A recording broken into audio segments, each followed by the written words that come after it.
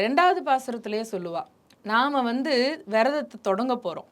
விரதத்தை தொடங்குற போது எப்படி இருக்கணும் அப்படின்னா, சின்ன வயசு குழந்தைங்களுக்கு இப்போ நமக்கே இப்போ வந்து ஏதாவது ஒரு நல்ல ஆடையை பார்க்குற போது, ஒரு நகையை பார்க்குற போது நிச்சயம் ஆசை வரும்.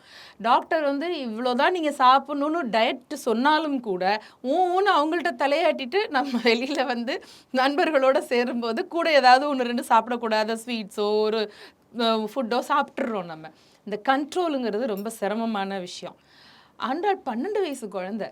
இந்த குழந்தைக்கு என்ன ஆசை இருக்கும்? நம்மளா இருந்தா மிஞ்சி என்ன பண்ணும்? ஒரு பஞ்சு மிட்டாய் சாப்பிடணும், பலூன் வச்சு விளையாடணும், புதுசா 4 ட்ரெஸ் போடணும். இவ்வளோ தானே இருக்கும். ஆனா அந்த பொண்ணு, "வையத்து வாழ்வீர்கள் நாமும் நம் பாவைக்குச் செய்யும் கிரிசைகள் கேளீரோ, பார்க்கடலுள் பையத்துயின்ற பரமனடி பாடி, நெய்யுண்ணோம் பாலுண்ணோம் நாட்காலே நீராடி, மையிட்டு எழுதோம் மலரிட்டு நாம் முடியோம், செய்யாதன செய்யோம் தீக்குறளைச் சென்றோதோம், ஐயமும் பிச்சையும் ஆந்தனையும் கைகாட்டி உய்யுமாறெண்ணி உவந்தேலோர் எம்பாவாய்" என்று பாடுகிறாள்னா, விரதம் ஆரம்பிக்கிறதுக்கான அத்தனை அனுஷ்டானங்களையும் சொல்றா. நம்ம வீட்டில் இந்த மாதிரி யாராவது குழந்தை பேசுனா, என்னடி நூற்றுக்கிழவி மாதிரி பேசுகிறேன்னு கேட்பாங்க, நிச்சயம் கேட்பாங்க வீட்டில்.